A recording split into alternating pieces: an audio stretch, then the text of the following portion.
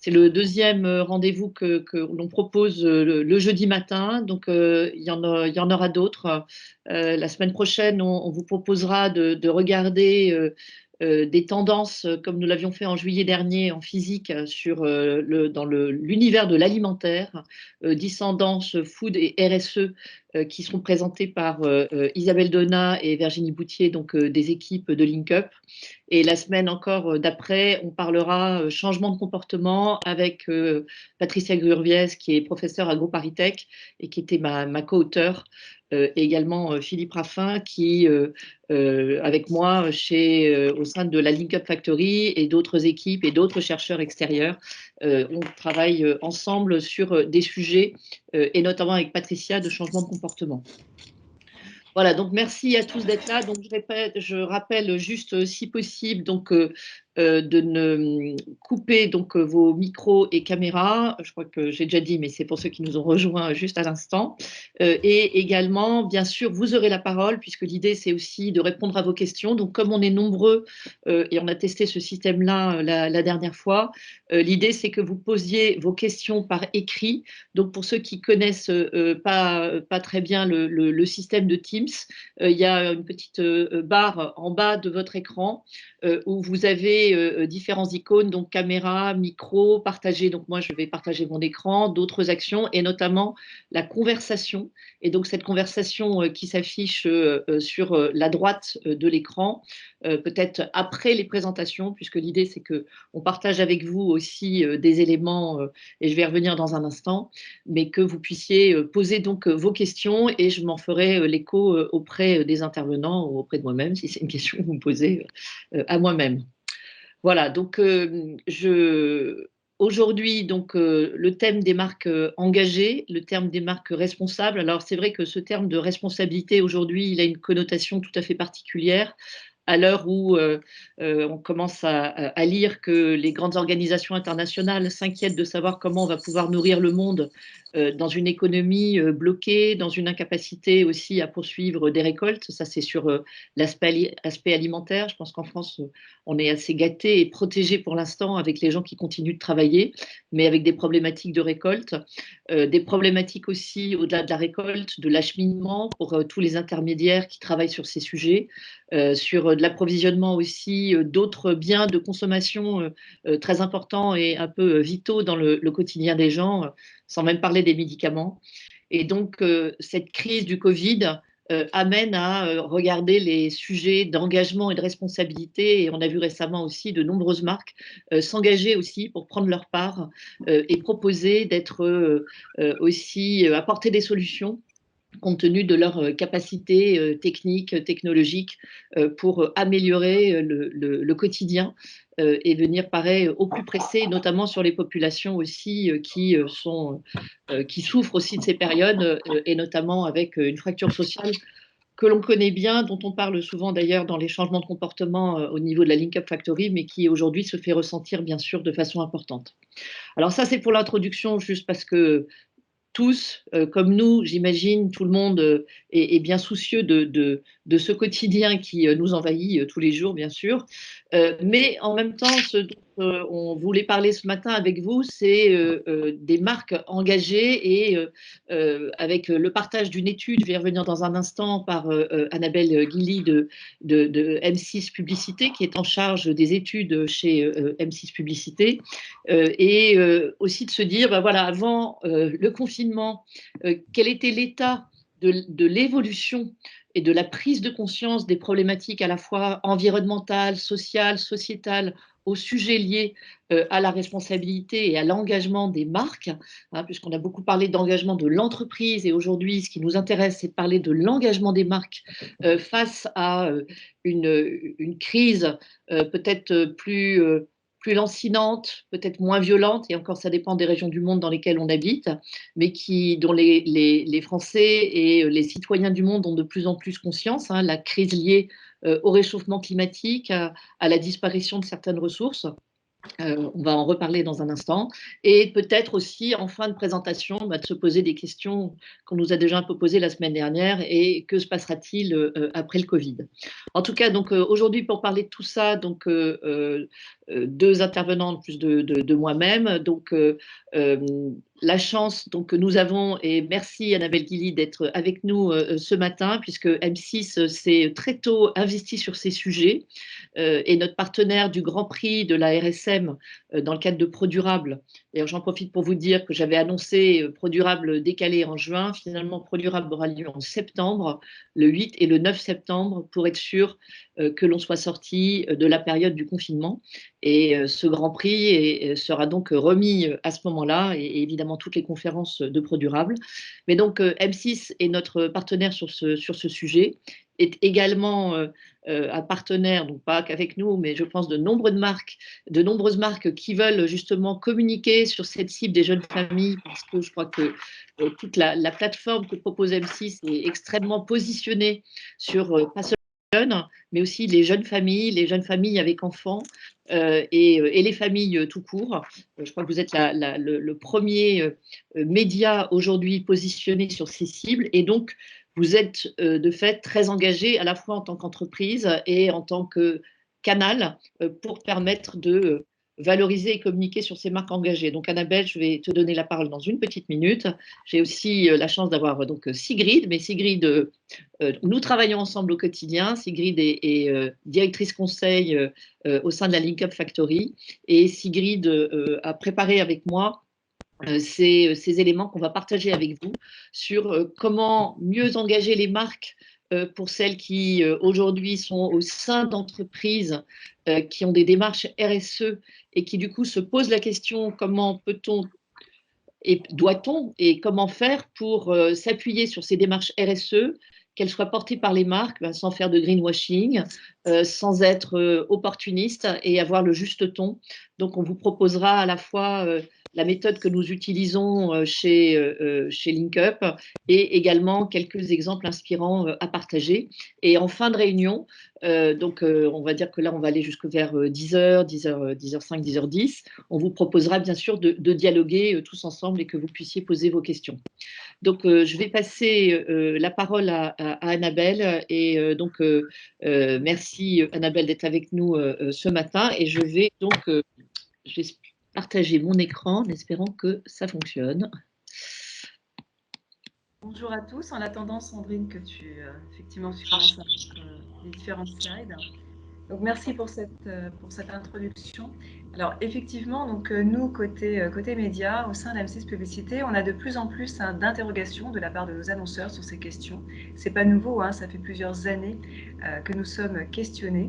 Et évidemment, prendre la parole sur les médias, sur des sujets aussi sensibles que cela, ça demande un accompagnement extrêmement important avec des sociétés comme LinkUp pour travailler en amont la stratégie, mais aussi donc, dans le cadre des diffusions de ces messages publicitaires. Alors, pour vous donner un ordre d'idée, on a mis en place avec Kantar Media une variable qu'on a appelée variable RSE qui permet de recenser donc l'ensemble des investissements sur ces thématiques, à la fois sur des thématiques de traçabilité, de Made in France, de marketing éthique. Et on peut estimer aujourd'hui qu'on a à peu près 10% des investissements en télévision qui sont consacrés à cette thématique autour de la responsabilité sociale des marques. Et on estime qu'en radio, on est à peu près à 4-5%. Donc voilà, ce sont des données qui sont en croissance régulière et sur lesquelles les marques vont évidemment continuer à investir et à prendre la parole de plus en plus dans les prochaines années. Je ne sais pas si... Là, moi, je ne... La présentation est affichée Non, non.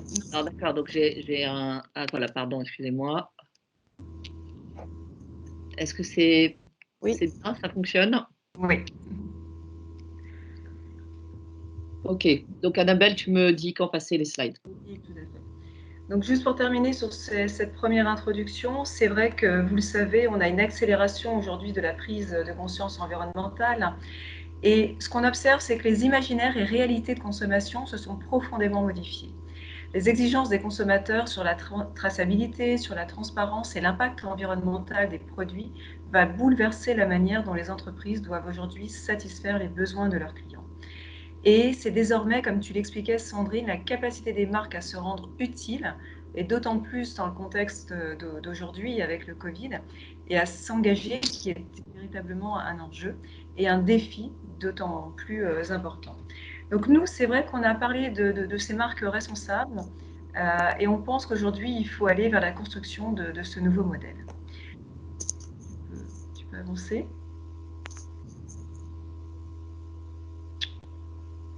Voilà. Donc, dans tous les baromètres qu'on peut observer aujourd'hui, je vous en citerai deux. Il s'agit celui du Crédoc ou encore celui de Sociovision, qui est un baromètre historique de référence. Pour la première fois en 2019, la pollution est devenue la première préoccupation des Français et très loin derrière le chômage et le terrorisme.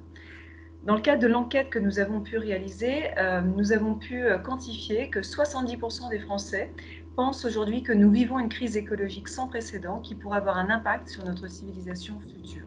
Et dans ce contexte, changer de comportement, vous le voyez, devient une évidence pour les 2/3 des individus. Si on va un cran plus loin, ce qu'on observe également sur l'état mental finalement des individus, c'est que 85% des Français sont inquiets en pensant au phénomène du réchauffement climatique. Et ce chiffre, il monte même à 93% auprès des jeunes générations, donc les 15-24 ans. Et en fait, derrière cette inquiétude, on va retrouver un sentiment de culpabilité qui peut générer des angoisses profondes de la part des gens. Donc, je pense que vous avez tous entendu parler d'éco-anxiété, de burn-out écologique, de dépression verte ou de solastalgie. Donc tout ça, c'est une nouvelle terminologie qui émerge finalement pour qualifier ce mal-être. On a un chiffre aussi qui nous a interpellés. C'est l'association psychanalytique internationale qui a publié donc des travaux en 2019 qui montraient que le changement climatique serait la plus grande menace de santé publique du XXIe siècle. Et enfin, dernier point, très important pour vous, les annonceurs, c'est que les consommateurs, en fait, ils sont de moins en moins nombreux à faire confiance aux marques. Donc, on observe une fragilisation du capital confiance des marques. C'est Kantar qui publie chaque année également ce chiffre et ce baromètre. Et en 2019, ce capital confiance, il n'a jamais été aussi bas. Vous le voyez, on a encore perdu 5 points par rapport à 2013. Et auprès des jeunes générations, donc le décrochage est encore plus important puisqu'on est à moins 7 points. Donc dans ce contexte de défiance envers les marques très fort, eh bien évidemment les consommateurs, on le voyait tout à l'heure en introduction, eh bien ils veulent faire évoluer leur manière de vivre et être acteurs dès maintenant de ce changement. Donc nous, on a qualifié donc, ce changement finalement dans le fait d'entrer dans un âge responsable. Alors pour réaliser cette étude, qui avait pour objectif donc, trois points, de comprendre où en étaient donc, les Français en matière de consommation responsable, quelles étaient leurs nouvelles attentes vis-à-vis des marques et quelles étaient les solutions concrètes pour mieux s'adresser aux consommateurs. On a combiné 3 sources d'expertise complémentaires, une enquête ethnographique. Nous avons été donc dans les foyers de 15 personnes. C'était très important de parler avec elles et de voir au quotidien comment elles pratiquaient donc, cette éco-responsabilité. Et ensuite, nous avons mené 2 analyses avec Sociovision. Une analyse quantitative, nous avons interrogé donc 1000 Français sur 7 secteurs d'activité. Et enfin, nous avons réalisé 2 focus group auprès de familles et de jeunes générations pour les faire réagir à des stimuli ou en tout cas des actions et innovations marketing sur cette thématique. Alors le premier chiffre issu donc de cette étude, le voici. Face à l'urgence climatique, on a aujourd'hui 80% des Français qui se déclarent actifs dans leur démarche de consommation responsable. Alors ça veut dire quoi? Ça veut dire de façon très concrète que beaucoup d'entre eux ont des éco-gestes, par exemple de trier ses déchets ou de limiter le gaspillage alimentaire. On a voulu ensuite identifier donc, qui étaient ces consommateurs responsables. Voilà. qui étaient ces consommateurs responsables et leurs différents niveaux d'engagement. Alors pour cela, nous avons listé 66 actions responsables dans ces 6 grands secteurs de la vie quotidienne. Donc vous le voyez, nous avions donc un certain nombre d'actions, donc 17 actions par exemple, sur l'alimentaire et les circuits de distribution, jusqu'à 5 actions donc, sur le secteur des banques et assurances. Nous avons ensuite comptabilisé le nombre d'actions, donc chacun de ces 1000 répondants donc, effectués dans leur vie quotidienne, et nous avons établi un indicateur transversal à tous les secteurs. Et ce qu'on peut observer dans cette segmentation, c'est que vous le voyez, donc on va avoir donc 4 niveaux de mobilisation donc, des Français. Donc les plus engagés ont réalisé à peu près la moitié donc, des actions que nous avions recensées, mais ils ne représentent que 18% de la population. Et si on rassemble, on somme les populations, donc les moins mobilisées ou les démobilisées, on est quand même encore aujourd'hui à 56% des Français. Donc vous le voyez, la marche est encore assez longue. On a regardé également les profils pour chacun de ces groupes. Et là, assez peu de surprises. On avait donc parmi les populations les plus engagées, donc plutôt un public féminin, hyper-urbain et CSP+, avec des revenus relativement élevés et un profil familial. Et parmi les populations donc les moins engagées, un profil complètement inversé avec une surreprésentation d'hommes et d'individus avec un niveau d'éducation plus faible ou encore des revenus moins élevés. Alors, on a ensuite interrogé donc, les Français sur les motivations qui étaient pour eux les plus importantes pour agir de façon les plus responsables. Et vous le voyez, donc, si on zoome sur le top 4 de ces leviers prioritaires, eh bien, on va retrouver à la fois des motivations et des préoccupations altruistes et personnelles. Donc la première, c'est de préserver la nature, la seconde, préserver sa santé, en troisième position, optimiser son budget, et enfin, en quatrième position, mettre en pratique ses convictions. Alors évidemment, il s'agit ici donc des résultats sur l'ensemble de la population. On a la possibilité de faire des tris sur différentes tranches d'âge, et les motivations donc, peuvent différer d'une tranche d'âge à l'autre. La motivation économique, il faut encore une fois donc, bien l'avoir en tête, ça reste la préoccupation numéro 1 des populations donc, les plus jeunes, des moins de 50 ans. Donc l'objectif, c'est d'optimiser à la fois les contraintes environnementales et son budget. Et vous le voyez sur les populations beaucoup plus jeunes, sur la génération Z par exemple, le bien-être animal est un critère, une motivation extrêmement importante qui remonte dans le top 3. Et pour les millennials, on va retrouver donc cette volonté d'être le plus en phase possible avec leurs valeurs. Alors, je vous le disais, donc, nous avons donc travaillé donc, également dans cette enquête sur une dimension ethnographique. Et ça, c'était important puisque là, je partage avec vous un des signaux faibles qu'on a pu lire à travers donc, ces échanges en face à face. C'était celui autour des voyages. On s'est aperçu que les gens qui voyageaient eh bien, avaient une prise de conscience encore plus forte de cette prise de conscience environnementale.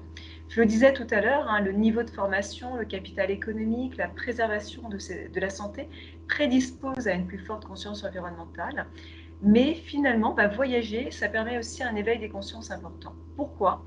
Beaucoup d'entre eux, de ces voyageurs, nous ont dit qu'en visitant un pays où les déchets ou la pollution étaient omniprésents, ou à l'inverse, découvrir un pays où la culture du recyclage sont fortement ancrées dans les habitudes du pays, eh bien, impactent leurs propres et nos propres comportements à notre retour.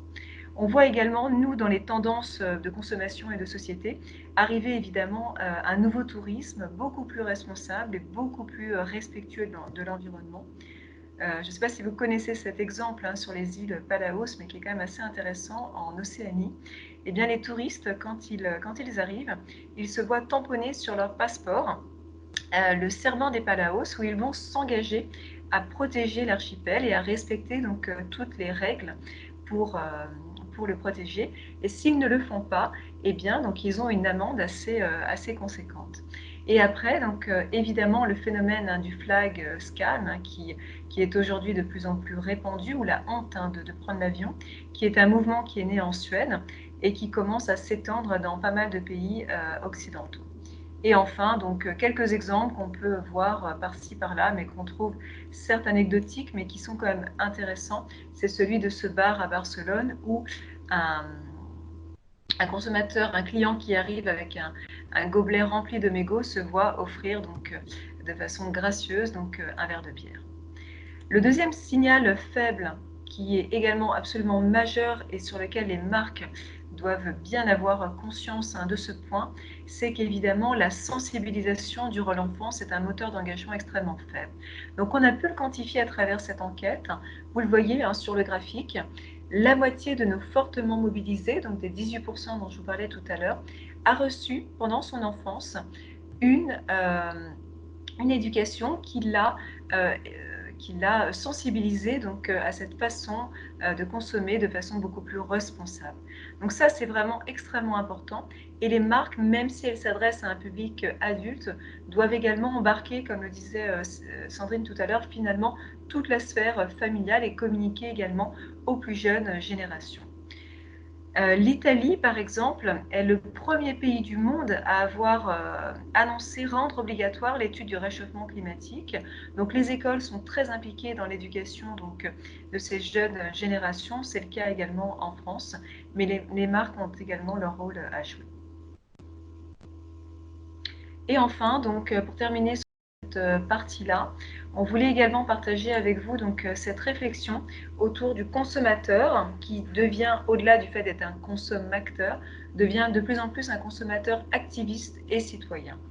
On vous a mis ici trois exemples. Le premier que vous connaissez bien, mais qui est quand même assez représentatif et symbolique du toute cette applications qui permettent de décrypter ce que les consommateurs peuvent manger, mettre sur leur peau, ou encore l'impact environnemental des vêtements que nous achetons. Et évidemment, toutes ces applications donc, permettent, on va dire, d'éveiller ou en tout cas de nous construire en tant que consommateurs beaucoup plus avertis. Et d'après une étude qui a été réalisée par Yuka, donc en fin d'année dernière, 90% des personnes qui utilisent cette application pensent qu'elles ont le pouvoir de pousser les marques à proposer de meilleurs produits. Deuxième exemple qu'on voulait partager avec vous, c'est celui d'Amazon. Il y a un petit peu plus, il y a un an tout juste, c'était en mai 2019, vous le savez, beaucoup de salariés d'Amazon demandaient dans une lettre ouverte à leur employeur un rapport public sur les actions d'Amazon dans la lutte contre le changement climatique. Alors, après un premier refus de l'actionnariat, finalement, donc, Jeff Bezos a annoncé donc, en septembre dernier donc, le Climate Pledge, où l'entreprise s'engageait à remplir avec 10 ans d'avance les accords de Paris, et ils ont commencé donc, à mettre en place une flotte de véhicules électriques que vous pouvez voir derrière Jeff Bezos, pour équiper donc, dans un premier temps les États-Unis avec 100 000 fourgonnettes et avec un objectif, je crois, d'1 million donc, à l'horizon donc, de 5 ans. Et enfin, dernier exemple qui est moins connu, celui-ci. Il s'agit donc d'une communauté de sportifs de plein air au Canada qui, évidemment, constatait depuis plusieurs années une fonte des glaces importante sur leur territoire. Et ils ont fondé l'association canadienne Protect Our Winters, qui invite tous les Canadiens à répondre aux climato-sceptiques avec des faits scientifiques grâce à un outil Fact Avalanche. Donc, vous l'avez compris, c'est un concept qui a pour objectif d'ensevelir automatiquement chaque tweet mensonger sur le changement climatique. On verra une vidéo tout à l'heure. Alors, je le disais, donc des consommateurs qui s'engagent de plus en plus dans au quotidien, mais qui ont aussi besoin d'être accompagnés par les marques. Tu peux avancer, Sandrine? Oui, j'essaye. Je pense que comme il y a une vidéo, c'est un peu plus long. Est-ce que je passe la vidéo maintenant? Oui, tout à fait. Si tu peux la passer, très bien.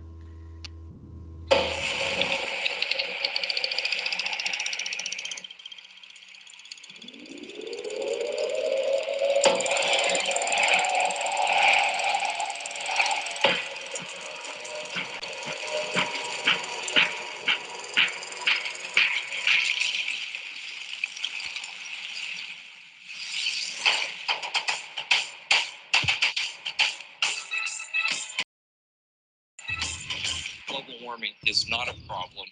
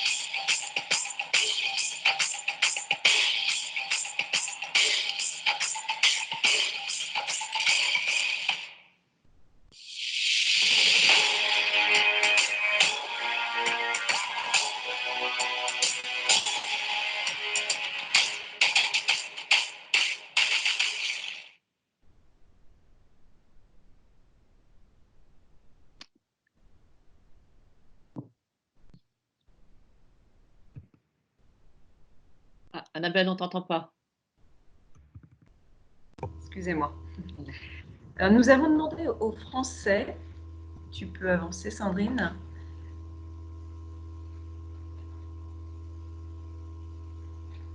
Tu peux passer à la slide suivante Sandrine?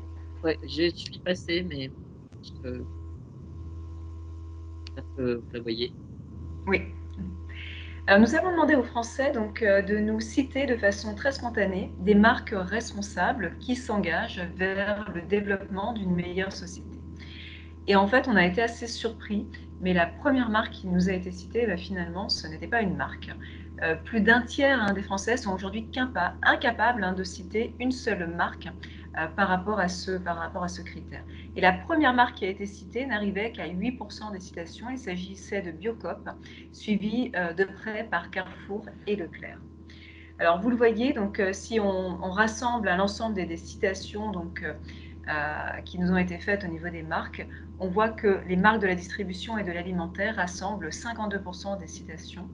Et c'est assez logique, puisque ce sont les deux secteurs qui se sont le plus fortement mobilisés depuis ces 10 dernières actions et qui communiquent aussi le plus sur leurs actions. Autre point intéressant donc, qui montre qu'il y a vraiment un effort de communication à faire de la part des marques. 90% des Français nous disent qu'ils ne savent pas reconnaître ou en tout cas qu'ils ont des difficultés à reconnaître une marque responsable et c'est souvent lié à un manque de lisibilité et de cohérence. Alors nous, quand on a récupéré un certain nombre de verbatim de la part des consommateurs, on s'est aussi aperçu que la définition d'une marque responsable est assez vaste et elle recouvre beaucoup de dimensions. Pour certains, il s'agissait d'une marque qui avait des valeurs écologiques très fortes. Pour d'autres, il s'agissait de marques qui mettaient en avant le commerce équitable. Pour les familles notamment, donc, c'était des produits français qui étaient considérés comme une marque responsable et engagée. Et pour d'autres encore, il s'agissait de la mise en avant de labels ou de l'éthique globale d'une marque ainsi que son empreinte, c'est la neutralité carbone de la marque. Donc toute la difficulté aujourd'hui finalement pour les annonceurs, c'est d'essayer de couvrir l'ensemble de ce champ de définition qui est évidemment très vaste, avec un niveau, on va dire, de lecture et de compréhension pour les consommateurs qui soit le plus clair possible. Alors, pour rationaliser donc, ces données, donc, nous avons fait deux exercices. Le premier, qui était, tu peux avancer, Sandrine. Tu peux avancer, Sandrine.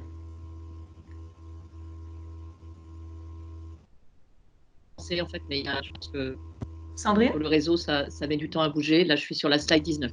Oui, tu m'entends? voilà. Est-ce que tu peux passer à la slide suivante? Je pense que Annabelle. Oui. Annabelle, est-ce que tu m'entends? Oui, donc, je t'entends. en fait, je suis passée à la slide suivante. Je suis passée à la slide suivante, mais je pense que ça met un peu de temps à se charger. Et je pense qu'il faudrait que tu coupes ta caméra peut-être momentanément. Pas de souci.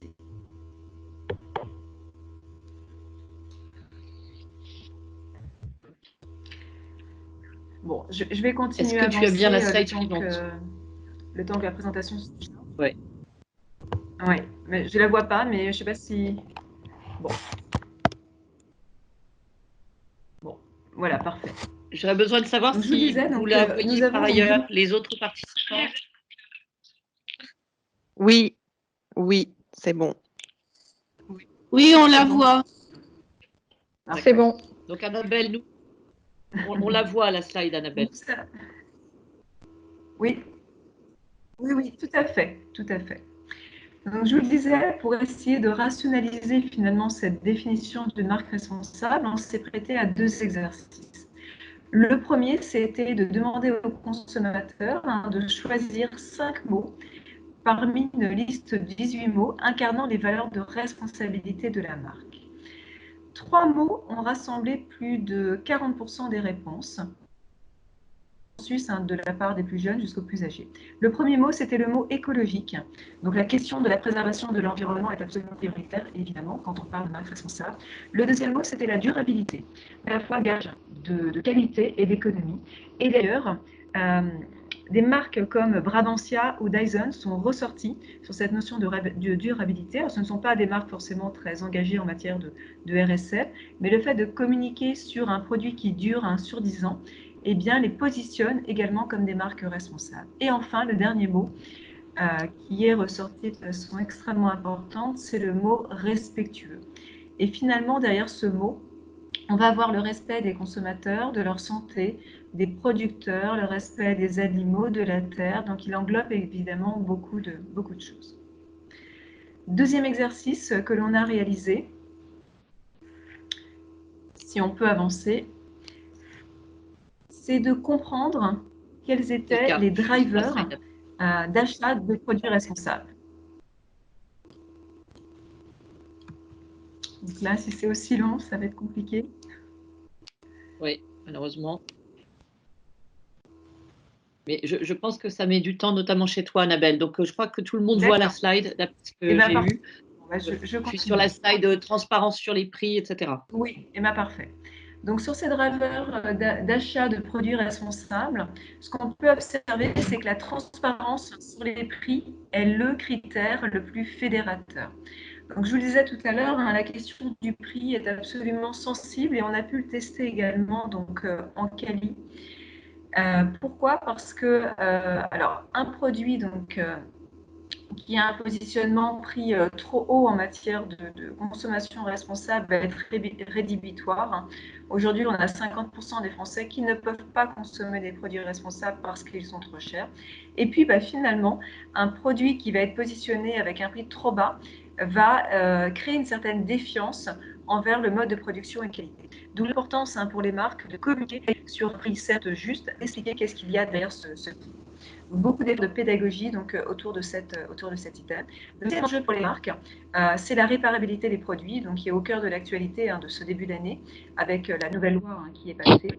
Et enfin, donc, le point le plus important également dans ce top, c'est les modes de production respectueux et responsables, mais sur lequel quasiment tous les annonceurs ont pris la parole ces dernières années.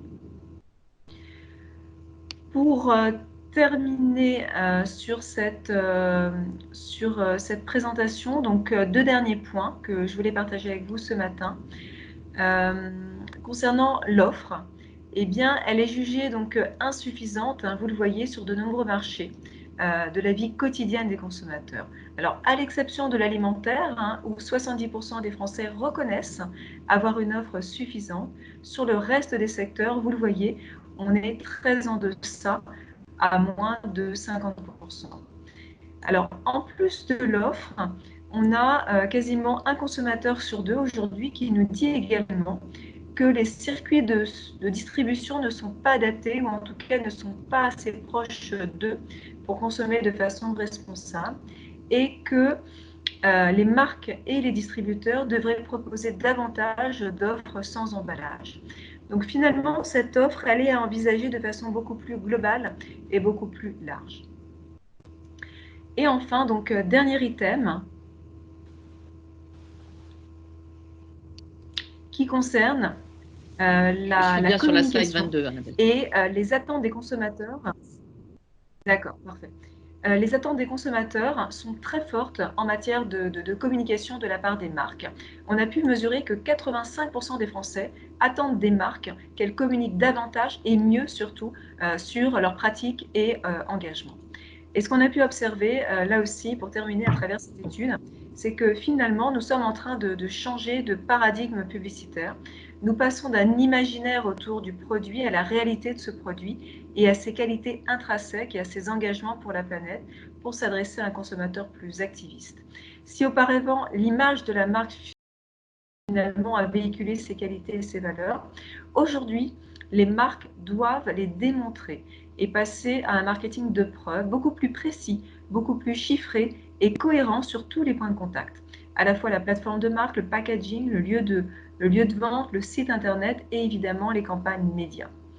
Et dans ces chiffres, ou en tout cas dans ces preuves précises, il faut également y associer les engagements envers la société, l'environnement, valoriser les modes de production, les prix justes et remettre l'humain au cœur de l'ensemble de ces actions. On l'a vu pour les populations plus jeunes, ne pas négliger le bien-être animal. Les attentes sont extrêmement fortes vis-à-vis également de cette thématique. Donc voilà ce que je pouvais partager avec vous ce matin. Il s'agit de quelques extraits de cette étude, mais qui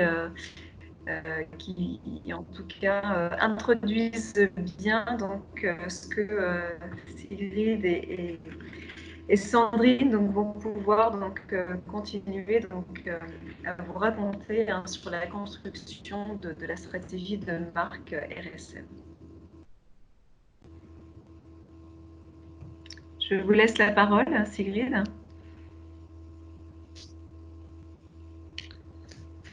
Tout à Merci fait. Annabelle. Directement sur ce que tu viens de nous présenter. Les connexions sont... Oui, vas-y Sigrid. Oui, j'ai un petit problème de son là, je t'entends moins bien, mais ça ne va pas durer, je pense. Oui, donc ce qu'on va regarder là, c'est comment dans un contexte qui est celui qu'Annabelle vient d'exposer, on peut construire une stratégie de marque qui soit pertinente et qui soit successful. On fait ça depuis plusieurs années quand même maintenant chez LinkUp. Ce qu'on a noté, c'est que sur ces dernières années, il y a vraiment une accélération en fait de tous ces items. Donc c'est vraiment tous les chiffres qu'Annabelle nous a partagés, où il y a des sujets qui étaient tout à fait faibles il y a 2-3 ans et qui aujourd'hui deviennent des préoccupations des consommateurs. Annabelle parlait du sujet carbone, par exemple. C'est un sujet qui, il y a 1 an, ne sortait pas du tout dans la tête du grand public et qui aujourd'hui commence à résonner. Tu as été très très vite sur les slides, Sandrine. J'étais plutôt sur le slide d'avant encore, puisque l'idée c'était de dire que le consommateur, en fait, il vote pour son avenir par le choix des marques qu'il achète. À l'image d'une génération voilà, c'est ce slide-là, d'une génération qui est très mobilisée, très engagée, on l'a vu, et qui fait aujourd'hui des choix de consommation qui sont parfois radicaux. Les jeunes sont assez enclins très facilement à boycotter des marques, à blacklister des marques, et quand ils le font, en général, ils ne reviennent pas en arrière. Je vais couper ma caméra pour que vous ayez un meilleur son, je pense. Donc tu peux avancer si tu veux, Sandrine. Donc des jeunes qui consomment différemment et slide 25. Nous, on l'a observé au départ sur des produits qui étaient plutôt d'ordre... Ah, c'est pas arrivé chez moi encore. Ouais.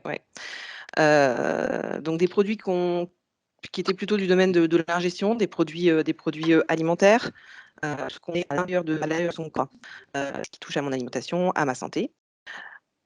Puis, c'est arrivé assez rapidement sur des produits qu'on mettait au contact de sa peau, donc ce qu'on appelle donc in me, on est passé au on me, donc contact avec la peau, que ce soit de la cosmétique ou du textile. Et puis, le dernier, voilà, le dernier sujet sur lequel les consommateurs sont concernés aujourd'hui, c'est ce qu'on appelle l'impact environnemental proche. Donc, c'est vraiment tout ce qui a trait à l'économie locale, les circuits courts, la pollution directement qu'on voit au quotidien autour de nous. Et puis, plus globalement, un souci maintenant sur l'impact des ressources aussi que je vois au plus près de moi. Et dans le contexte où on est aujourd'hui, ça risque de résonner encore plus fort demain aux oreilles des consos. Ce qui nous fait dire chez LinkUp qu'aujourd'hui, le contrat de base, en fait, entre la marque et les consommateurs,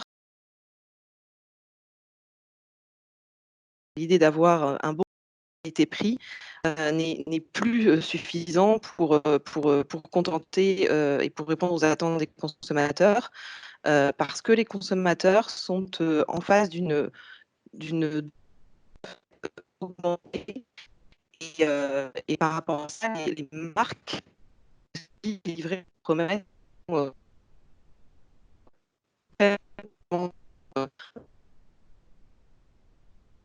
qui peuvent selon les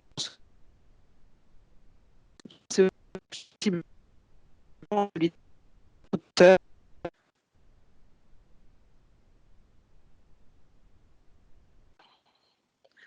Je crois qu'il y a une coupure. Je disais que les consommateurs pouvaient être aujourd'hui sensibles soit au respect de l'environnement, soit à celui des salariés ou même des producteurs dans les filières, mais aussi des sujets d'éthique, de transparence d'origine française souvent, de la traçabilité, la nutrition, de la sécurité, des emballages, plein de sujets qui sont pas forcément les mêmes en fonction des consommateurs et sur lesquels les marques doivent avoir des réponses à apporter et sont un peu obligés de cocher de plus en plus de cases aujourd'hui. Vous m'entendez? Oui, on t'entend, Sigrid. Il y a eu une D'accord. coupure, Oui, maintenant, ça on refonctionne. t'entend. D'accord. Donc tout le sujet, c'est de passer de la RSE à la RSM et de transformer en fait ce qui exige déjà et ce qui est travaillé au niveau de la RSE de l'entreprise en sujet de marque. Parce qu'aujourd'hui, les consommateurs, malheureusement, n'achètent pas des entreprises, hein. Ils achètent des produits, ils achètent des marques. Ils ne vont pas voir sur les sites corporate ce que les entreprises font en matière d'engagement. Ils ne vont pas lire les DPEF.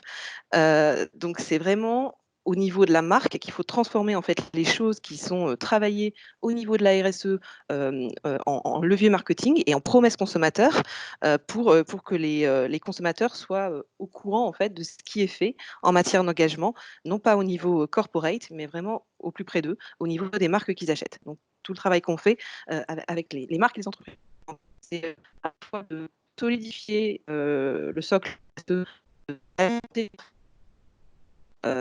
pour les directions et en message qui répondent aux personnes.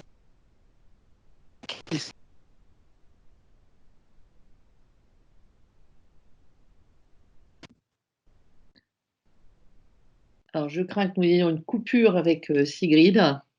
Sigrid, Oui, tu nous entends? oui, Tu as oui, été coupée sur ta oui, dernière. j'ai vu que ça a coupé, je ne sais pas.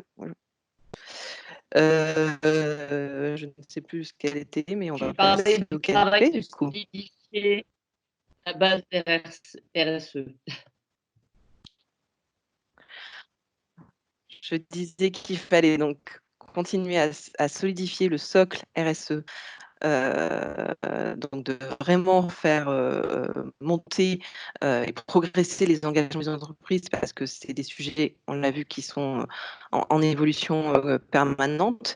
Et à côté de ça, d'utiliser ces engagements pour être traduits en messages qui soient simples, vulgarisés, compréhensibles pour les consommateurs et qui répondent.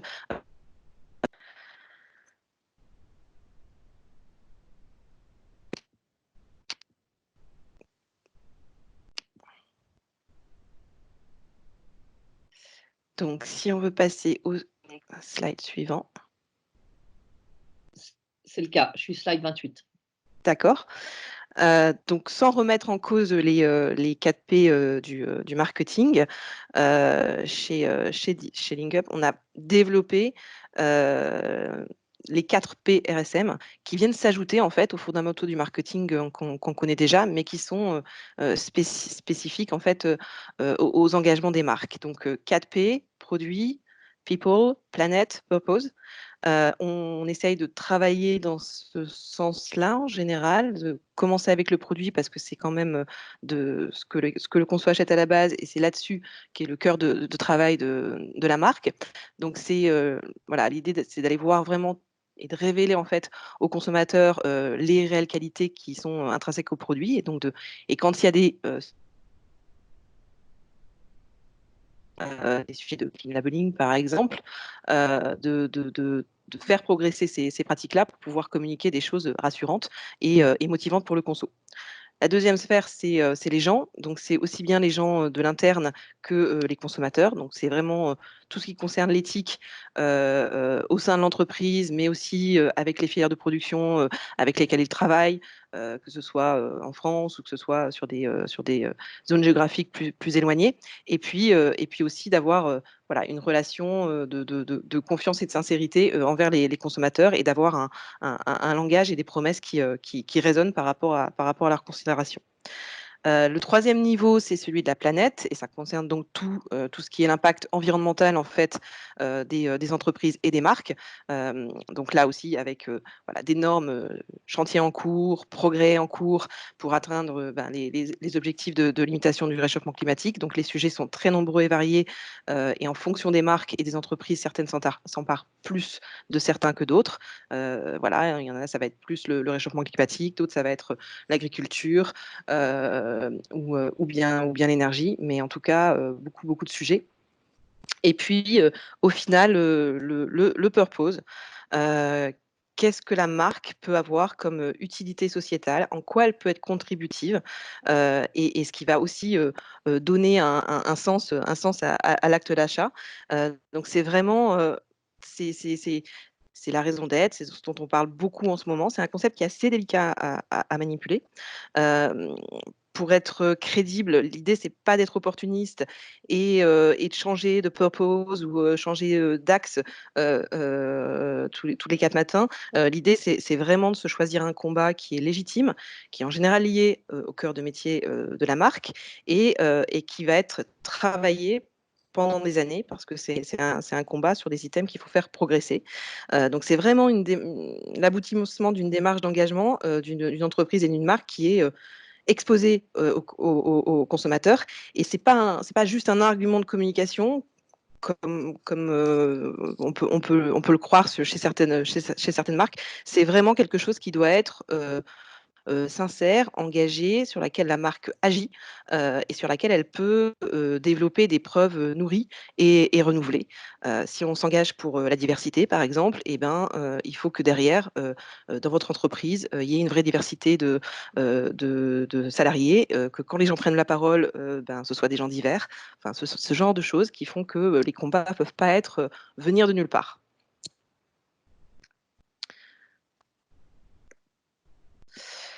Et pour finir, avant de passer la parole à Sandrine, l'idée, c'est vraiment de pouvoir développer derrière un discours de preuve qui est argumenté, qui est étayé. Donc, nous, on aime bien cette idée de l'iceberg, au-delà de la référence climatique.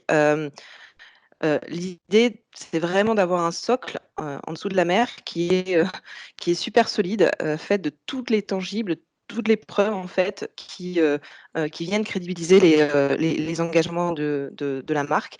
Donc d'avoir une batterie d'arguments en fait qui est pas forcément déployée toujours tout ensemble, mais qui peut trouver sa place par exemple sur un site internet où on a le temps de tout révéler. Et le deuxième niveau, c'est de mettre ça en musique, justement, chez les preuves emblématiques, on appelle les messages clés pour les mettre en storytelling et de façon à les rendre plus attractifs et propres à la marque et les dévoiler aux consommateurs en respectant évidemment ce qu'est la tonalité de la marque, ce qu'est la communication, sa personnalité, son ADN, ce qui va faire que des arguments communs entre différentes marques vont être relayés de différentes manières, et c'est ce qui va permettre aussi de construire une histoire différenciante. Et le tout chapeauté par un concept créatif, donc c'est vraiment la partie émergée de l'iceberg qui est vraiment la clé d'entrée, en fait, le hook qui va faire le pont envers ce storytelling un peu plus développé qu'on peut avoir par ailleurs, et qui peut être porté par des messages courts sur des grands médias, quand les parties, on va dire, plus immergées ou plus basses de l'iceberg peuvent être développées sur des médias plus bavards ou de contenu, essentiellement de type réseaux sociaux, digital ou bien influence.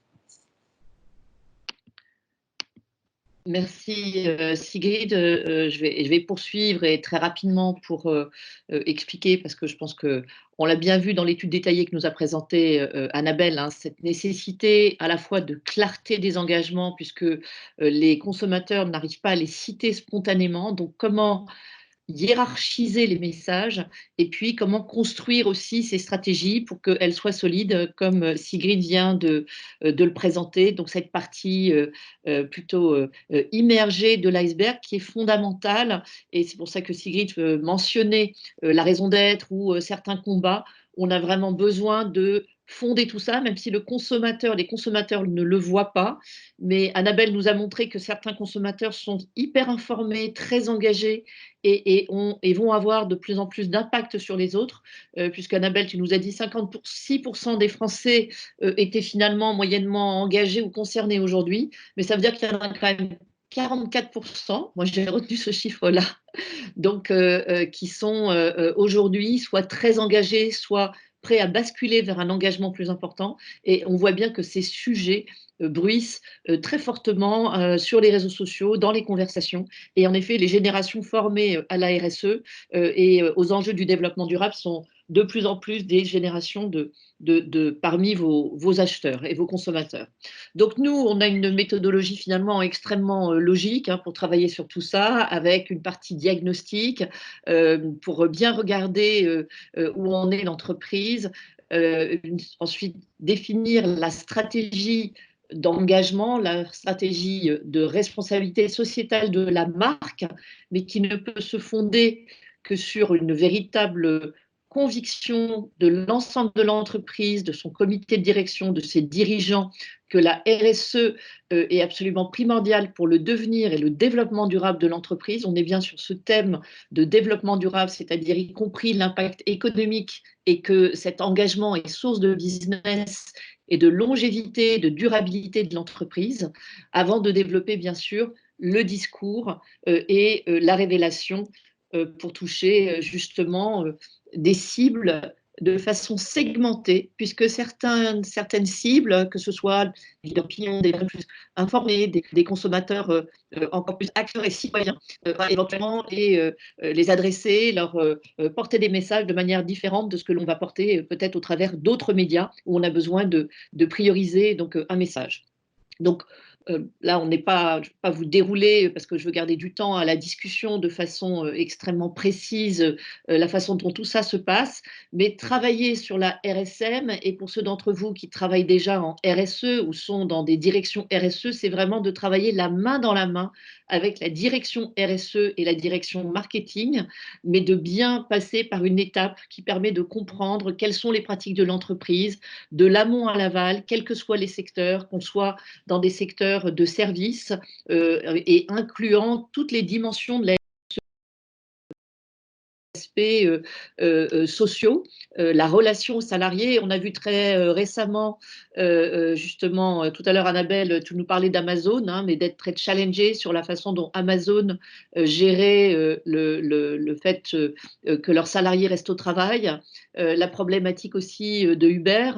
Donc, on a vraiment dans toutes les entreprises, y compris donc les entreprises de services ou des entreprises qui sont des intermédiaires, le besoin de regarder l'ensemble de ces impacts, parce qu'on pense souvent écologie ou environnement quand on parle de développement durable, mais en réalité, ça concerne toutes les sphères de l'entreprise, tous les services de l'entreprise, et de regarder avec un prisme RSE et de référencer ce que fait l'entreprise, comment elle répond aux attentes des parties prenantes, des différentes politiques, des demandes d'engagement, et la nécessité d'anticiper comment certains signaux qu'on appelait encore faibles il y a quelques années deviennent des signaux forts.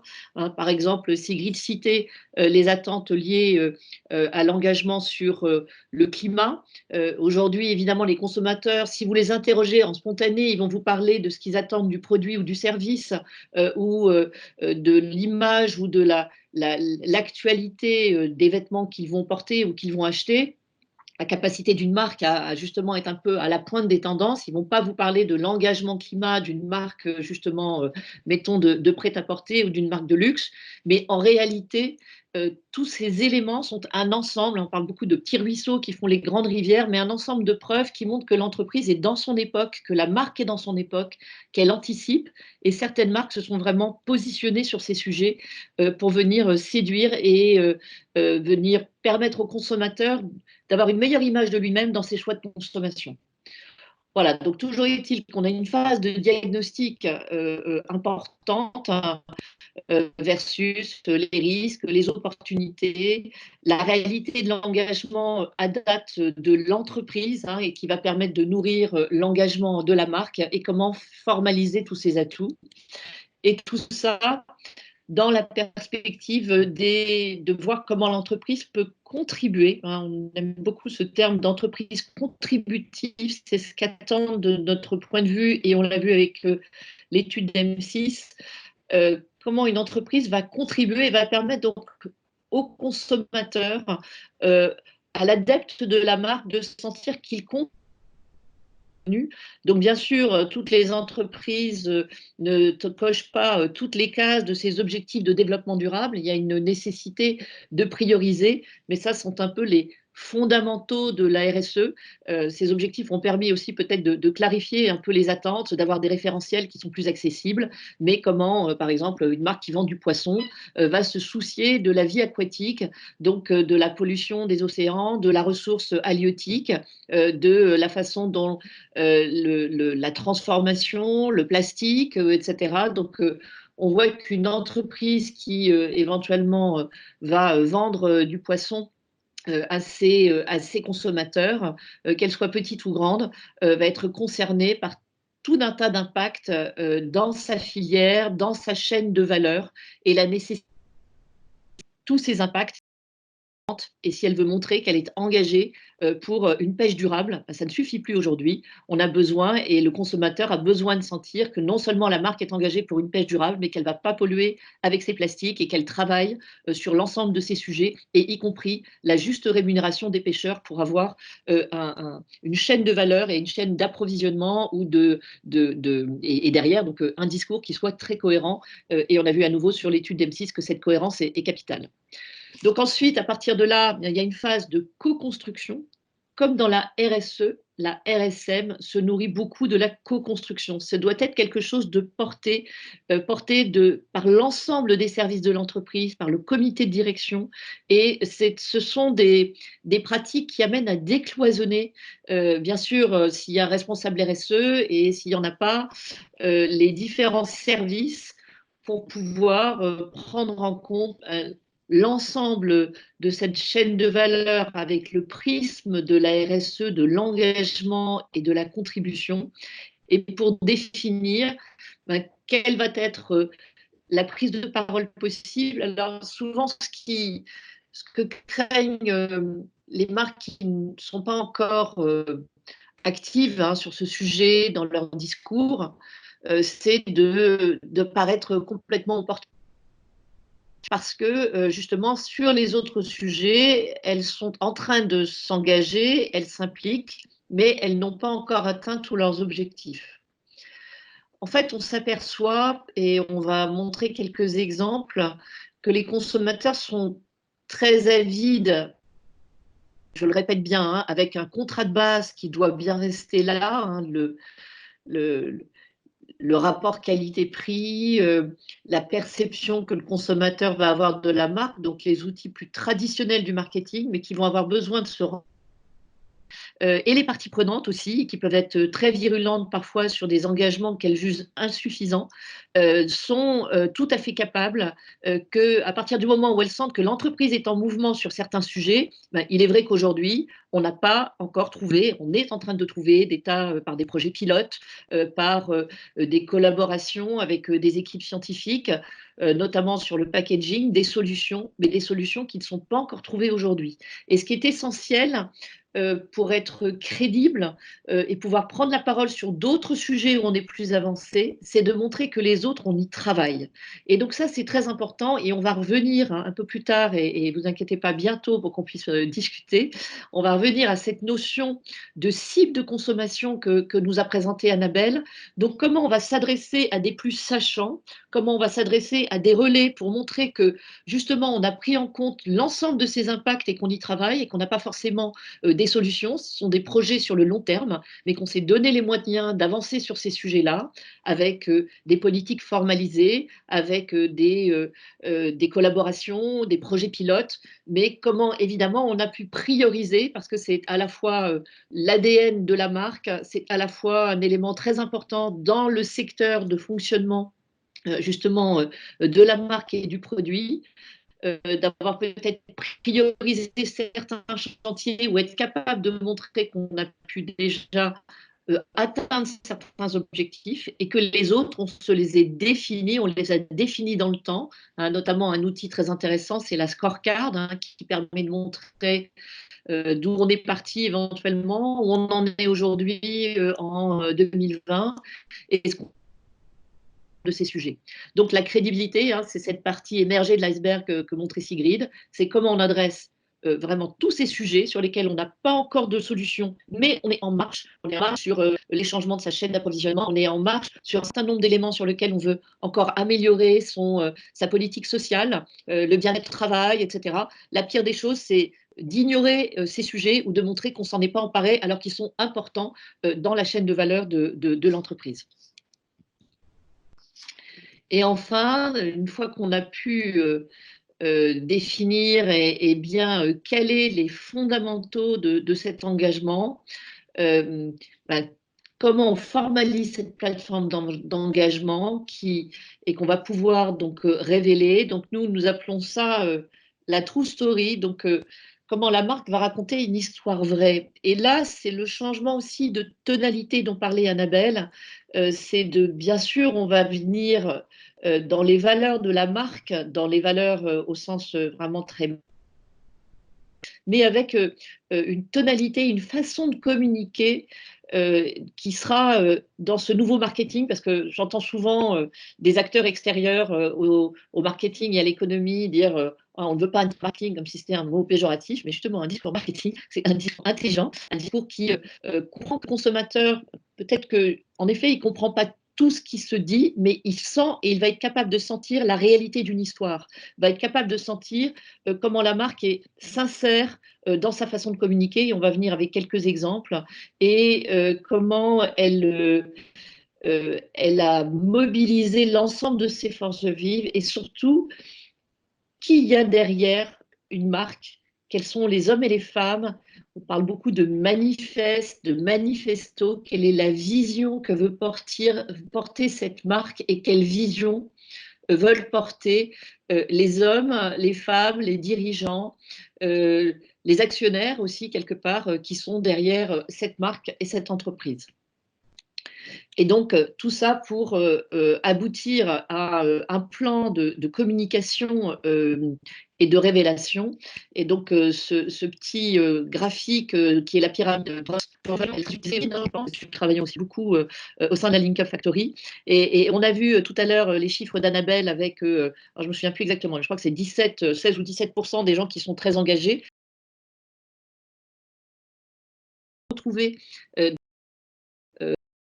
ce graphique que je partage là avec vous pour montrer comment l'innovation et également dans les comportements, sachant qu'on a en général un temps de latence, hein, le chasme, un temps de latence et une sorte de puits ou de fossé entre les early adopters et la majorité. Et on voit que par rapport aux chiffres que Annabelle a partagés avec nous, on est déjà finalement dans ces chiffres-là, hein, là, qui seraient plutôt 48, 49%. Donc, comment on arrive à avoir cette montée de l'engagement des consommateurs? Et là, on est sans doute, et pour nous, l'année 2019 a été une année de bascule, justement de passage de ce gap entre les early adopters et une masse plus importante, et on peut imaginer qu'on va avoir une véritable accélération, comme on a pu le voir dans les changements de consommation. Hein, je citerai par exemple dans l'univers du textile et du prêt-à-porter, en volume et non pas en valeur, mais une baisse sur ces dernières années de l'ordre de 18% de la consommation. Donc on voit bien qu'on a une accélération, et cette accélération, elle n'est pas elle est quelque part inéluctable en termes de prise en compte des éléments d'engagement, mais on voit bien par rapport à l'étude partagée par Annabelle et d'autres études qui ont été aussi, qui montrent le manque de lisibilité ou de visibilité que font les marques sur ce que font les marques, parce que la difficulté est souvent de le communiquer, mais du coup, des nouveaux comportements de consommation s'installent, vont vers d'autres types d'offres, hein, donc par exemple les vêtements qui sont loués et on a une équipe avec pas mal de jeunes au sein de la Link Up Factory, donc évidemment vous me direz très motivés, hein, ils sont sans doute dans les early adopters puisqu'ils sont venus travailler chez nous, mais beaucoup commencent à louer leurs vêtements. Alors est-ce que justement les grandes marques de vêtements ne pourraient pas elles-mêmes s'impliquer sur ce type de sujet, comme a pu le faire, pour prendre un exemple concret, la marque Bocage, le groupe Eram, en proposant aussi des chaussures en location au-delà de leur offre plus traditionnelle en magasin. Donc, pour terminer et aller vers quelques exemples et pouvoir répondre à vos questions, donc, un des points fondamentaux de cette prise de parole autour de la responsabilité sociétale de la marque, la RSM, c'est de bien respecter un système d'émergence et un système de communication qui va montrer la crédibilité et la réalité de l'engagement.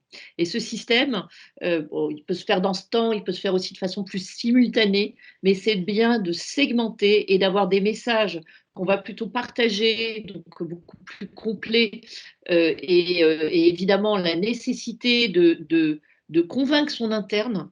Très souvent, dans des entreprises engagées, on s'aperçoit que les équipes, l'interne, les commerciaux, plus largement au sein de groupes, les gens ne savent pas ce que fait l'entreprise, ils n'ont pas conscience de éventuellement comment, au travers de sa politique RSE, elle a pu justement aller jusqu'au bout de son modèle, d'inclure aussi la consommation et l'impact sur le consommateur. Et donc, l'interne est primordial, hein, ce sont vos premiers ambassadeurs, les premiers en attente. Hein, la marque, évidemment, RSE, la marque employeur, c'est un thème très important pour attirer aussi les talents et les fidéliser dans l'entreprise.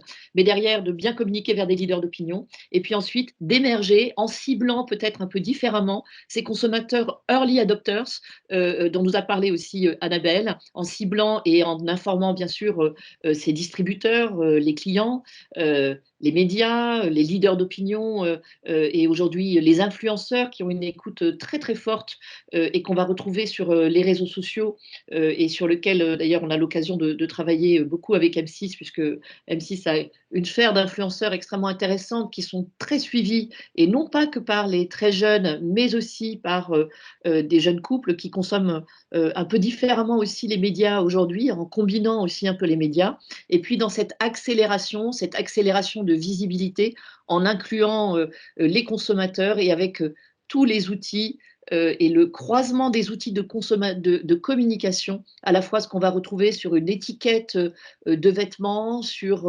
un service, dans la façon dont le service va venir s'exprimer auprès des consommateurs, mais jusqu'à bien sûr une communication plus large et plus massive. Donc, pour terminer, assez rapidement, et je ne vais pas passer les films parce que mais vous aurez la possibilité de les retrouver. On les mettra sur le groupe à disposition, puisque je pense que le réseau n'est pas assez bon. Mais une marque dont j'ai déjà parlé la semaine dernière, qui est la marque Barbie, avec un engagement sociétal qui est vraiment au cœur de l'offre. Donc au sein du groupe Mattel, avec un travail complet aussi sur le packaging, les matières premières.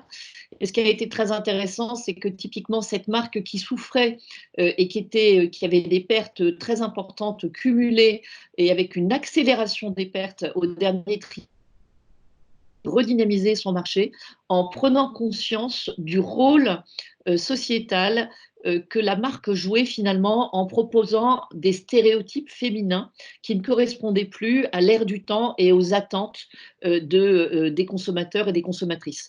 Et donc alors ils s'en sont beaucoup aperçus d'ailleurs en regardant la concurrence, hein, qu'ils faisaient prendre des parts de marché par des offres concurrentes avec des poupées qui étaient évidemment plus du tout dans cet idéal longiligne de la poupée Barbie. Donc ils ont commencé par sortir différents types de Barbie. Et l'année dernière, il faut savoir qu'elle a été vendue partout dans le monde. Ils ont été tout de suite en rupture de stock. Ils ont même fait une poupée handicapée dans un fauteuil roulant. Parce que tous les enfants qui sont dans un fauteuil roulant n'avaient pas le droit de voir une poupée qui ressemble aussi à ce qu'ils sont.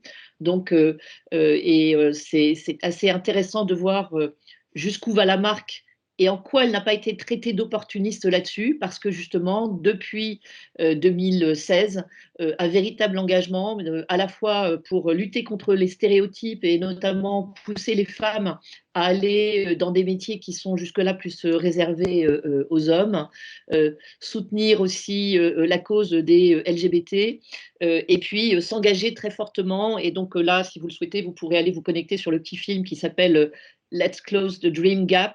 Donc, comment nous, petites filles du monde entier, on peut devenir aussi des ingénieurs, des médecins, et comment aujourd'hui, dans la norme sociale, c'est quelque chose de très difficile pour des petites filles. Et une mission que nous avons eue il y a quelques années pour la Fondation L'Oréal, montrer que dans la recherche scientifique, on n'a aujourd'hui que 18% de femmes dans la plupart des pays développés. Et donc, cette idée, c'est que Barbie, la nouvelle forme de Barbie, son engagement, sa communication, participe à changer la représentation de la femme dans la société et de pouvoir avoir, au-delà de la médecine, plus de petites filles chercheuses. Et tout ça fonctionne très bien en termes de business, hein, et c'est pour ça que vraiment cette idée de l'engagement, c'est de vraiment reconnecter les attentes parfois non exprimées dans les focus group. Donc, pas oublier ça. Les consommateurs dans les focus group, ils veulent déjà le contrat de base, mais si on commence à leur proposer d'autres stratégies qui sont des stratégies valorisantes, qui correspondent à des éléments qui étaient peut-être des signaux faibles il y a quelques années, mais qui sont aujourd'hui de plus en plus visibles, eh bien, Barbie a vu ses ventes remonter en flèche, hein, puisque vous voyez, les ventes de poupées Barbie dans le monde sont reparties à la hausse et quasiment au niveau de 2013. Donc ça, c'est le film. Je vais laisser Sigrid, si tu as du réseau, nous parler de Belle. Oui, Belle, qui est un client en fait avec lequel on travaille à l'agence depuis plusieurs années. Donc va tout de suite au slide d'après, s'il te plaît, Sandrine. L'idée, c'est de vous montrer ce qu'on a réalisé avec Belle sur plusieurs années. Là, c'est une rétrospective sur 3 années. On a commencé la première année à un gros travail de réassurance en fait sur les marques enfants du portefeuille de fromage de la marque Belle. Avec tout un dispositif qui a été activé en communication. On a travaillé en partenariat avec l'agence de publicité de Belle sur une campagne qui était là pour redonner à lire en fait la qualité intrinsèque des fromages Babybel, Kiri et la vache Kiri. Production, mais aussi en amont sur la filière et sur la façon dont Belle travaillait avec les éleveurs laitiers auprès de qui collecte son ingrédient principal qui est le lait. Donc un dispositif 360, il y a un petit film derrière, mais vous le verrez plus tard, un petit film qu'on a fait à l'agence qui a été diffusé en digital. En année 2, comme en parallèle, on travaille avec Belle, pas uniquement au niveau des marques, mais avec les services RSE. En parallèle de cette activation grand public a été travaillée une charte amont laitier en fait, que Bell a travaillé au niveau corporate en travaillant avec tous ces débats laitiers en fait, au monde sur lesquels il est présent. Bell est un groupe mondial et donc ce marché s'approvisionne évidemment le plus localement possible, et donc les pratiques d'élevage, les pratiques agricoles ne sont pas forcément les mêmes en fonction des zones. Et l'idée, ça a été d'écrire une charte d'engagement pour se donner des objectifs de progression sur les filières partout dans le monde. Et ce qui a permis, dès l'année 2, de pouvoir communiquer au niveau du marché avec des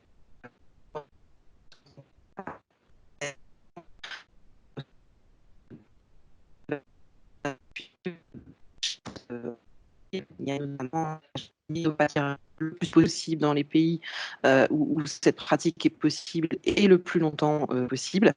Et il s'avère que sur la France et sur la Hollande, qui est le bassin laitier de l'Erdammer, les pratiques de tirage sont très fortes. Et en troisième année, ce que les marques de Bell ont réussi à faire, c'est d'avoir une prise de parole un peu plus globale, multimarque en fait. Et ce que les marques voulaient faire valoir, c'était vraiment un accord assez inédit en fait qu'ils ont passé avec les éleveurs partenaires avec lesquels ils travaillent, puisque ça fait maintenant 3 ans de suite que Bell rémunère les éleveurs avec qui ils travaillent contractuellement depuis très longtemps maintenant, par un prix supérieur en fait au prix du marché du lait, qui est fixé en plus sur l'année, donc contrairement au marché qui fluctue normalement de mois en mois. Donc en fait, ça fait 3 ans que Bell s'engage sur un prix qui est fixé en janvier, qui est supérieur au prix du marché et qui est à index des primes dans son total,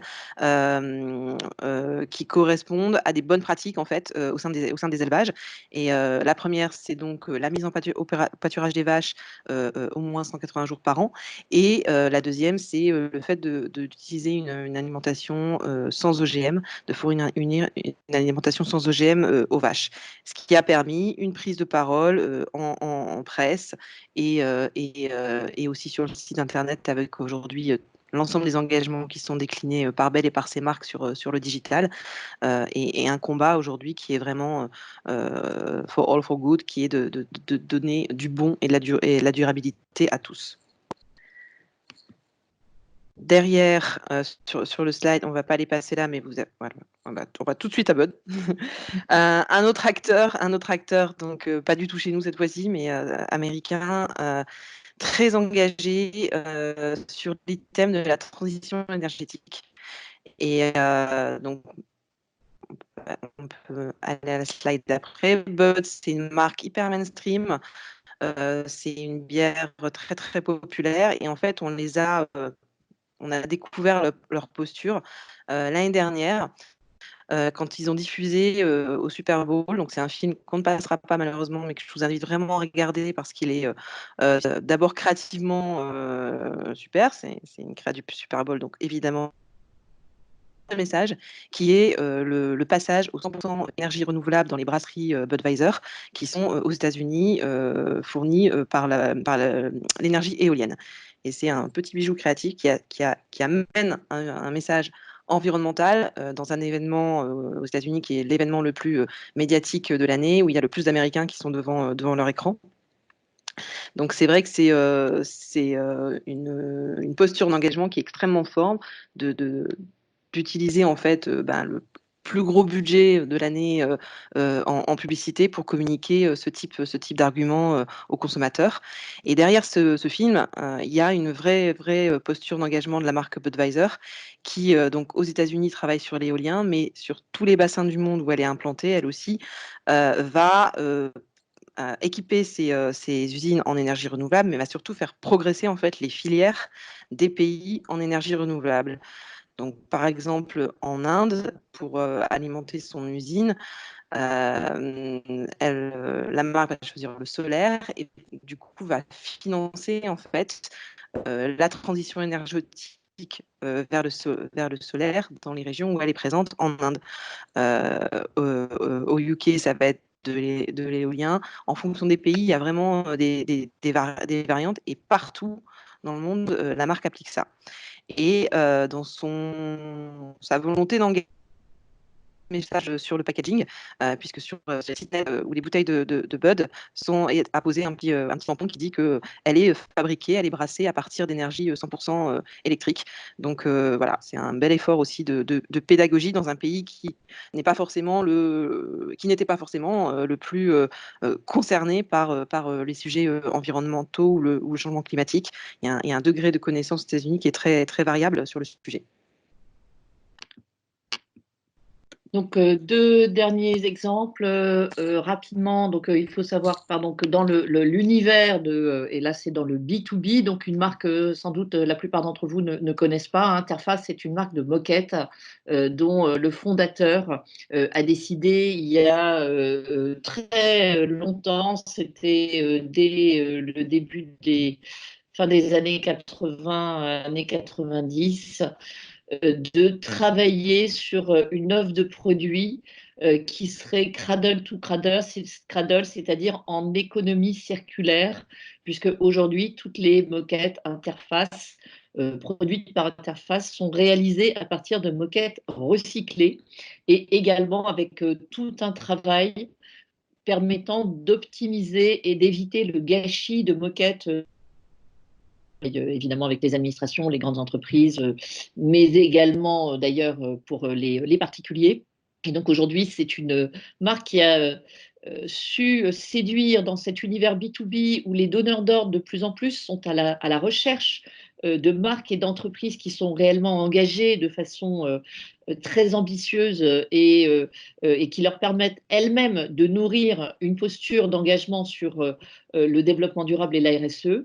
Et donc aujourd'hui, cette entreprise a réussi le pari d'être déjà carbone neutre, c'était en 2020, et donc avec une empreinte carbone aujourd'hui neutre. Le prochain projet, c'est d'aller vers une empreinte carbone négative. Donc le fondateur Ray Anderson est maintenant décédé, mais il a en anticipant, puisque sur beaucoup de sujets, ce sont des sujets à long terme, où on commence à nouveau par des pilotes, et puis petit à petit, on arrive à développer et à intégrer toute sa chaîne de valeur en faisant la démonstration de la faisabilité de l'intégration de ces aspects d'engagement.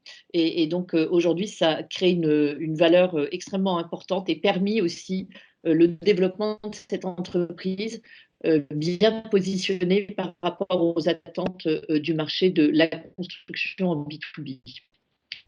Et enfin, une autre entreprise à la fois en B2B et en B2C, Velux, qui a décidé, et d'ailleurs ça a été très intéressant de voir comment au démarrage Velux était plutôt sur comment la lumière permettait aux gens et donc bien lire son fonctionnalité, l'utilité sociétale de marque, la lumière permettait aux gens de vivre mieux dans l'intérieur. Et puis ils ont un peu bouclé ces premiers éléments de positionnement pour aller encore plus loin et sur la qualité de l'air intérieur, voyant bien dans les signaux faibles que c'était un sujet qui allait de plus en plus mobiliser les consommateurs, les citoyens, les professionnels aussi dans leurs propositions d'habitat.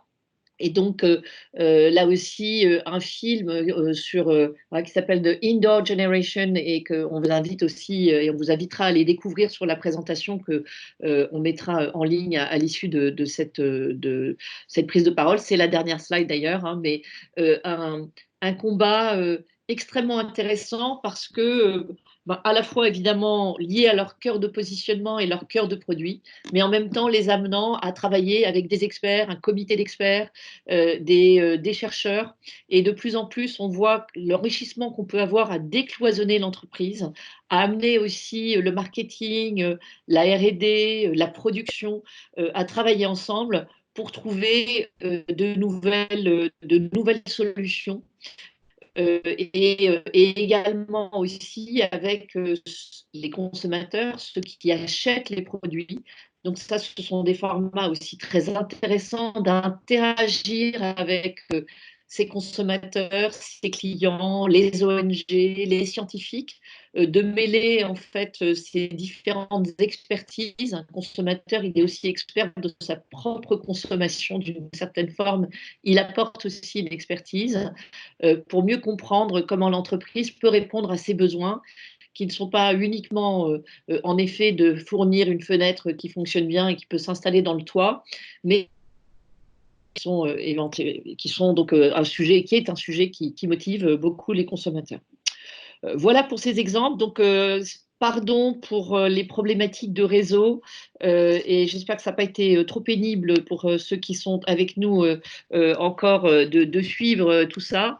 Donc, je vous pose si vous avez de répondre à vos questions, que ce soit pour Annabelle, Sigrid ou moi, ou si vous avez aussi des témoignages ou des remarques, donc n'hésitez pas donc par écrit et puis à voir ensuite si certains souhaitent apporter un témoignage que je puisse que vous puissiez prendre la parole, mais donc pas tous en même temps, mais pour ceux qui le désirent, allez-y, je vous en prie.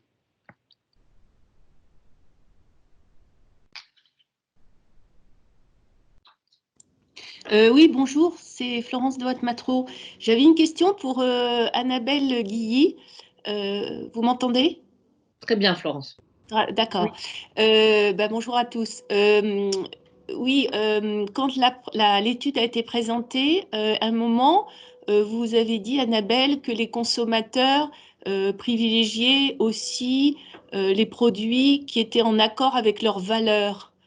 Est-ce que vous avez creusé ces valeurs? Parce que finalement, ça veut dire quoi, cette notion de valeur? Enfin, j'ai une petite idée, mais est-ce que vous avez creusé ce point de valeurs qui leur sont propres et qui partagent avec les marques? Alors, ce que je disais, c'était que, en fait, les valeurs principales qui sont attendues pour définir une marque responsable sont l'écologie, la durabilité et le respect. Voilà, donc nous, notre analyse, elle portait plutôt sur un début de définition de ce qu'était une marque responsable. Après, pour aller un cran plus loin, alors je ne sais pas si je répondrai directement à votre question, mais c'est vrai que Kantar commence à mesurer l'impact sur l'image ou sur les ventes de ces marques qui s'engagent à travers ces différents niveaux de valeur. Et on observe évidemment donc des évolutions donc significatives à la fois sur l'image ou ensuite, dans le cadre de l'étude, on a surtout interrogé les gens sur leur perception vis-à-vis des marques. Et alors, au-delà des grandes marques, ce qui nous a aussi interpellé, c'est que, notamment auprès des plus jeunes consommateurs, c'est que des marques comme Velleda, Bjorg ou encore les Max Havelaar, etc., avaient donc une perception extrêmement positive auprès des jeunes générations. Et pour travailler dans le monde des études depuis un certain temps, je ne vous cache pas qu'il y a 10 ans, quand on interrogeait donc, ces consommateurs sur ce type de marque, et notamment les plus jeunes, ils les considéraient un peu comme des marques un peu ringardes ou trop activistes à leur goût. Donc ce qui est intéressant, c'est que finalement, ces valeurs qui sont souvent liées à l'ADN, on en a beaucoup parlé lors de cette présentation, à l'ADN et la personnalité des marques, elles ont un rôle absolument fondamental pour les consommateurs afin qu'ils se projettent au mieux sur chacune des marques qu'ils souhaitent acheter ou au contraire boycotter. Je ne sais pas si je réponds à votre Parfait. question. Très bien. Merci. Et puis bravo pour ces présentations parce que c'est très riche et ça fait du bien de s'évader à travers ces différents items que vous avez présentés. Merci.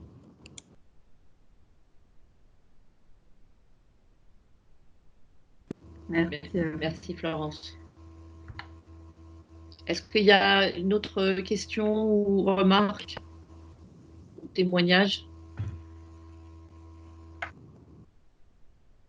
Parce que cette question n'est pas facile, mais de ton point de vue, avec toutes les études que vous avez, le virage aussi que M6 a pris pour montrer la façon dont vous avez pris un virage aussi pour, dans vos émissions, dans votre programmation, intégrer beaucoup plus les aspects liés à la RSE, au développement durable, au-delà des offres que vous pouvez proposer. Mais qu'est-ce qui va se passer, à ton avis, en sortie de Covid? On a l'étude de Pascal Ebel récente, là, vraiment parue il y a 10 jours, qui montrerait que les consommateurs sont très attaché, et Kantar aussi, hein, qui parle de higher purpose, qui est très attaché à l'engagement des marques, et notamment le fait que ils soient vertueux dans la gestion de la crise sur le plan social, que c'est très regardé. Mais voilà, qu'est-ce que tu en penses? Alors attends, je ne sais pas si tu n'as pas ton micro, Annabelle. Alors, Tu ouvres ton le micro. groupe M6, maman, je l'ai remis. Vous m'entendez? Bon, je pense que vous m'entendez. J'ai remis le micro en marche. Oui, oui, on t'entend. Alors, c'est vrai que le groupe M6 est engagé depuis très longtemps à travers sa ligne éditoriale. D'accord. Alors récemment, donc je pense que tu fais écho à la semaine Green, hein, qu'on a mis en place fin janvier, début février, où on avait donc coordonné donc toutes nos antennes, à la fois télé, radio et digitale, autour d'une semaine Green. Voilà, on avait marketé tel quel. Carrefour était d'ailleurs avec son nouveau film, hein, sur la transition alimentaire, était d'ailleurs partenaire, hein, de cette programmation exceptionnelle. Mais au-delà de cette voilà, de cette semaine très très spéciale où vraiment toutes les équipes journalistiques, éditoriales et tous les supports du groupe se sont mobilisés. Notre objectif, hein, c'était évidemment d'accompagner aussi les consommateurs, et c'est véritablement l'ADN, hein, du groupe M6. On est dans l'accompagnement et dans la positive attitude, ou en tout cas dans le feel good. Évidemment, donc on informe, on explique, on décrypte, mais on est aussi là pour apporter des solutions aux consommateurs. Si je reprends donc ce qui se passe en ce moment et cette crise sanitaire absolument terrifiante, hein, sur laquelle on a tous besoin d'être accompagnés, hein, quelles que soient les marques, marques médias, marques au quotidien, grandes distrib, etc. C'est vrai que nous, on a essayé sur nos antennes à la fois de décrypter, hein, ce qui se passe. Il y a eu un magnifique reportage la semaine dernière de Zone Interdite, hein, sur le suivi justement du personnel soignant, qui était très très poignant. Mais on essaye aussi au quotidien d'être un petit peu plus léger. Par exemple, dans les items qu'on peut voir aujourd'hui, qui sont publiés par Kantar il y a 2-3 jours, on observe que la thématique de la cuisine est extrêmement importante aujourd'hui. Donc les Français, comme ils sont confinés, ils ont envie de cuisiner en famille, de reprendre le temps aussi de faire voilà, une cuisine familiale et d'arrêter de consommer du tout préparé. Donc, pour répondre à cet item-là, nous, on a mis en place très rapidement avec Cyril Lignac un programme, hein, qui s'appelle Tous en cuisine. Donc, il est chez lui, il a cette petite caméra.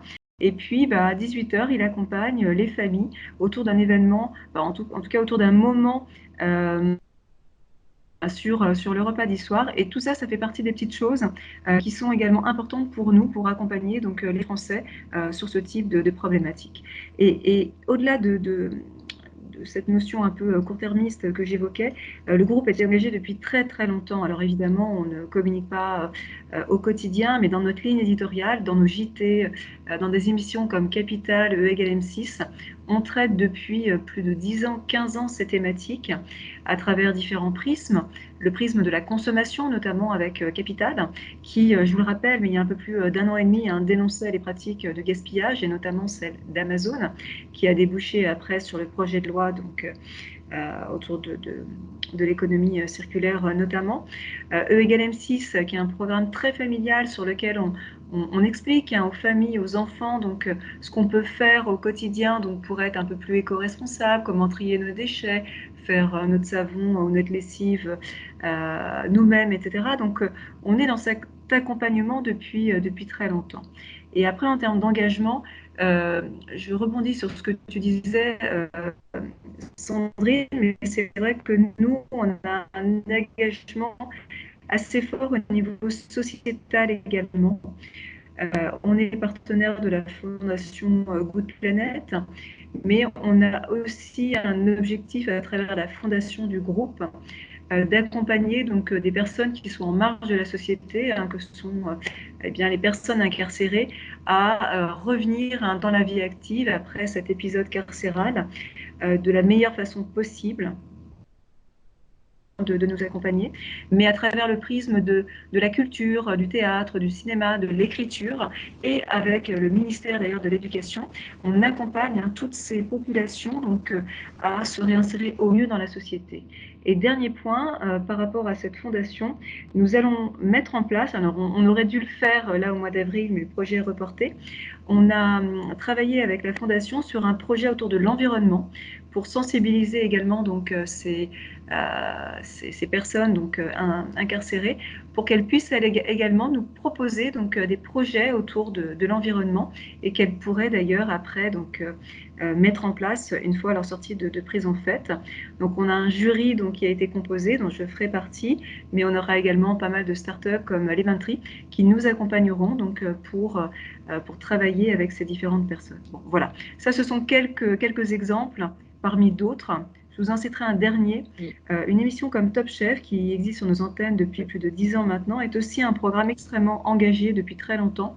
On a un partenariat donc, avec différentes associations, et notamment la Croix-Rouge, et les centaines de kilos de nourriture, de matières premières que nous n'utilisons pas dans le cadre des tournages sont bien entendu donc, donnés à toutes ces associations donc, au fil de l'eau.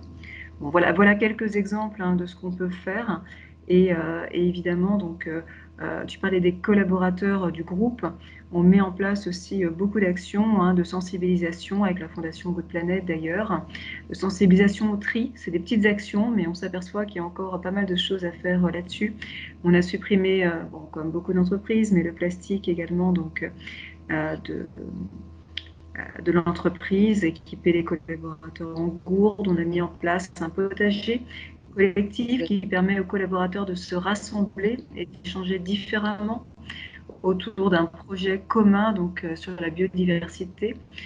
Donc voilà, plein de petites actions également en interne, mais qui font du bien quand les collaborateurs se retrouvent pour partager donc, ces sujets différemment de ceux qu'on peut avoir sur nos antennes ou par ailleurs.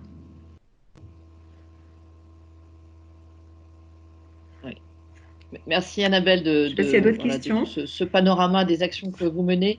Il y a eu alors justement, parce que je crois que le contrat un peu aussi, c'est de terminer. Donc il y avait une question, et surtout une remarque auquel je me propose de répondre, enfin d'apporter un éclairage, mais peut-être Annabelle, tu voudras aussi apporter un éclairage. Donc de Damien, puisque Damien fait référence à Boris Cyrulnik qui qualifie la période actuelle de catastrophe, plus qu'une crise. Est-ce qu'une stratégie RSM sera suffisante pour sortir de cette période? Bien, je pense que ce qui est sûr, c'est que de notre point de vue, au sein et des équipes, parce qu'on en discute beaucoup, de la Link Up Factory, pas encore de la catastrophe qu'on est en train de vivre, hein, puisque ça, malheureusement, c'est une catastrophe planétaire dont on est loin d'avoir vu se passer en Afrique.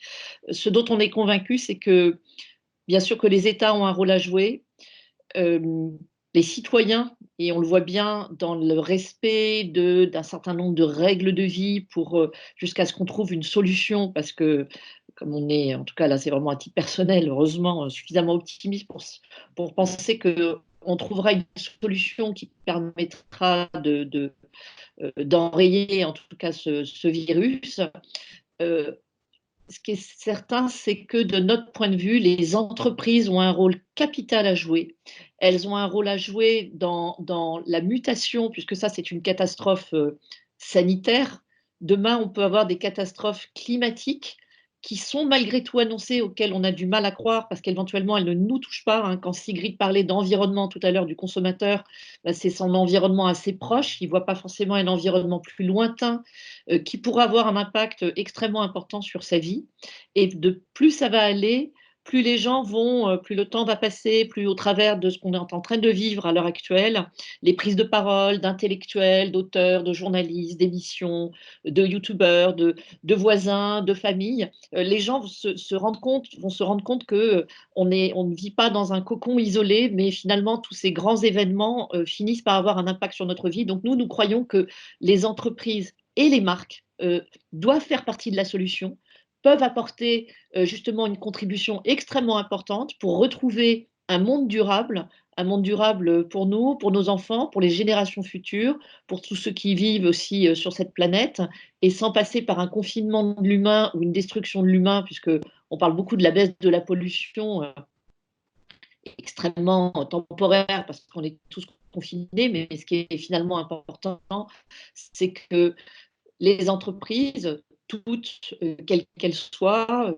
les États, on trouve des solutions pour que justement nos modes de vie et l'accès aussi à l'Afrique ou à certains pays qui aujourd'hui n'ont pas accès à la consommation, à la santé comme nous tous, à l'électricité, à une meilleure alimentation, à une vie orientée et plus longue, la fin de l'entourage, mais aussi de manière plus lointaine. Donc, la RSM ne sera certainement pas suffisante pour répondre à Damien, mais elle doit faire partie de la solution, comme toute une mobilisation de la société pour justement arriver ensemble, en coévoluant, en co-construction, à trouver les solutions durables et réellement durables pour tous. Voilà, ce que je vous propose, il est 10h42, donc le contrat, c'est un peu de s'arrêter à 10h30 pour que vous puissiez vaquer les uns et les autres à vos occupations. En tout cas, un très très grand merci d'avoir participé, pour votre patience aussi avec les sujets un peu techniques. Un merci à Annabelle d'avoir partagé cette étude très intéressante qui justement permet de fouiller un peu mieux les attentes. Et puis Sigrid, donc, de travailler à nos côtés au sein de la Link Up Factory avec toute l'équipe. Et bonne journée à tous. Et puis, donc, pour ceux qui le souhaitent, on espère, avec la technique, rendez-vous jeudi prochain. On vous envoie l'invitation. Merci beaucoup.